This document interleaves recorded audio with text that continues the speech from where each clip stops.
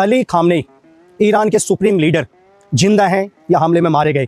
पिछले एक हफ्ते से लगातार दुनिया के हर न्यूज़पेपर, हर सोशल मीडिया, हर आदमी की ज़बान पर एक ही चीज़ कि वो जिंदा है या नहीं। यार मैं आपको कुछ एक फैक्ट दिखाने की कोशिश करूंगा, आप सिर्फ फैक्ट को जानो और फिर समझने की कोशिश करो क्या सच में ईरान के सुप्रीम लीडर अली खामनेई जीवित हैं या इन हमलों में मारे गए। बात में कितनी सच्चाई है मैं आपको फैक्ट के साथ समझाने की कोशिश करता हूं। यार दुनिया कह रही है, वेस्ट के बड़े बड़े पेपर शायद दुनिया का ऐसा कोई न्यूज़पेपर नहीं बचा होगा जिन्होंने अली खामनेई की मौत की पुष्टि नहीं करी। सबने बोला वो मारे गए।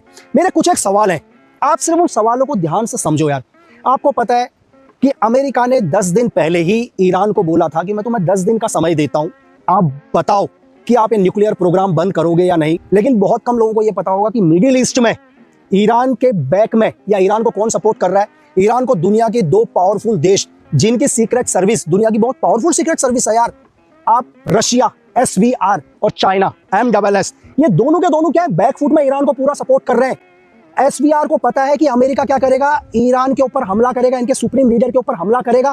अली खामनेई क्या करते हैं, अपने ऑफिस आते हैं और ऑफिस आने के बाद ये इंफॉर्मेशन किसको मिलती है, ये इंफॉर्मेशन CIA को मिलती है और मोसाद को मिलती है। वो एक जॉइंट ऑपरेशन करते हैं और क्या करते हैं, उनके घर के ऊपर एक मिसाइल हमला करते हैं और ऑफिस के ऊपर भी। लेकिन ऐसा नहीं है कि घर के अंदर घुसते ही इजराइल ने उसी टाइम अटैक कर दिया। इसका कुछ टाइमिंग होता है, 1 घंटा 2 घंटा टारगेट को गिराने का। SVR को भी पता है कि किसी भी टाइम पर हमला हो सकता है। उन्होंने क्या किया, ये मेरी थ्योरी है, ये मैं आपको अपनी थ्योरी के हिसाब से बता रहा हूँ या मेरे जितने भी सोर्सेज हैं जो हम लोग डिस्कस करते हैं ग्राउंड रिपोर्ट को लेके। यही क्या होता है, अली खामनेई को SVR क्या करती है, उनके ऑफिस या उनके हाउस से इंटरनल टनल्स के थ्रू क्या करती है, बाहर निकाल लेती है और सेम एक हमला करता है इजराइल उनके घर और ऑफिस के ऊपर, जिसमें कुछ लोग मारे जाते हैं।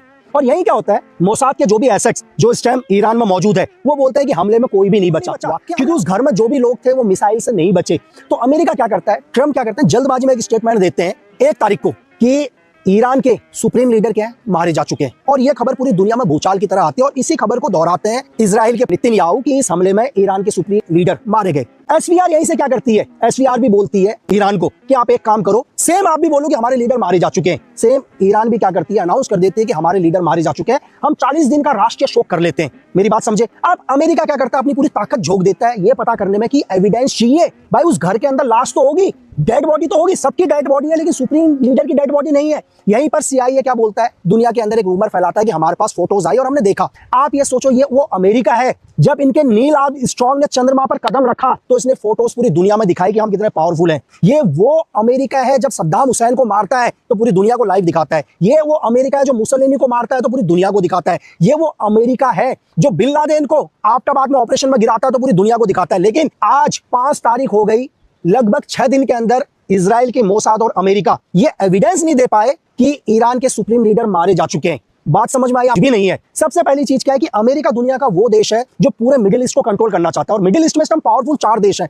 आप इजराइल को ले सकते हैं, पावरफुल देश, आप ईरान को ले सकते हैं, आप सऊदी अरब को ले सकते हैं, आप दुबई को ले सकते हैं, आप टर्की को भी ले सकते हैं। ये पावरफुल देश है और अमेरिका कभी नहीं चाहता इन 5 या 4 पावरफुल देशों में से कोई एक देश बहुत ही पावरफुल बने। वो यहां तक कि इजराइल को भी नहीं चाहता कि इजराइल अकेला इतना पावरफुल बन जाए। मेरी बात समझ रहे हैं। जब 1979 में ईरान की सरकार का तख्ता पलट हुआ था, अली खामनेई के पिताजी जब पहली बार सरकार में आए थे तो 1980 में CIA ने इंटरनल हथियारों से मदद करी थी ईरान की। इस बात का कोई एविडेंस नहीं है दुनिया के पास, लेकिन फिर भी अमेरिका ने बैकफुट में मदद करी, ये जानते हुए भी कि ईरान पूरा का पूरा अगेंस्ट है अमेरिका के। लेकिन इजराइल क्या बोलता है कि तुम मिसाइल भी नहीं बनाओगे। आप सोचो, ईरान की एयरफोर्स इतनी स्ट्रांग नहीं है, लेकिन ईरान को यह समझ में आ गया कि अगर दुनिया में जीवित रहना है, मेरे पास मजबूत एयरफोर्स नहीं है, लेकिन मुझे क्या करना पड़ेगा, एक मजबूत मिसाइल्स बनानी पड़ेगी, ड्रोन बनाने पड़ेंगे। तो आज आप ईरान के जो ड्रोन है जिनको आपने सुना होगा शाहिद 136 या शबाब 8, ईरान के ड्रोन इतने पावरफुल हैं कि ये 2000 किलोमीटर तक मार कर सकते हैं। यार आपको पता है 180 किलोमीटर प्रति घंटे के हिसाब से इसकी मिसाइल 2000 किलोमीटर प्रति घंटे से जाती है और वॉर करती है। आज ईरान ने अपने आप को बहुत पावरफुल बनाया है। और उससे भी बड़ी बात, जो पूरी दुनिया को हिला देने वाली बात, कि ईरान का जो भी ड्रोन शाहिद 136 की जो लागत है ना यार, वो 30 लाख से लेकर 32 लाख में बन जाता है। अब आप समझ रहे हैं, एक ड्रोन। लेकिन ये जब एक ड्रोन किसी के ऊपर हमला करता है और अमेरिका इस ड्रोन के लिए एंटी मिसाइल का यूज करता है तो अमेरिका को 2 करोड़ से 5 करोड़ का खर्चा आता है। अब आप समझ रहे हैं कि ईरान बोलता है कि मेरे 32 लाख रुपए बर्बाद होंगे, लेकिन मैं अमेरिका के क्या करूंगा, लगभग 5 करोड़ बर्बाद करूंगा। इसलिए इजराइल के महज 7 दिन के अंदर अब आप समझ रहे हैं 2 बिलियन से या 3 बिलियन, मतलब 3.1 बिलियन से ज्यादा पैसा खर्च हो चुका है वॉर में।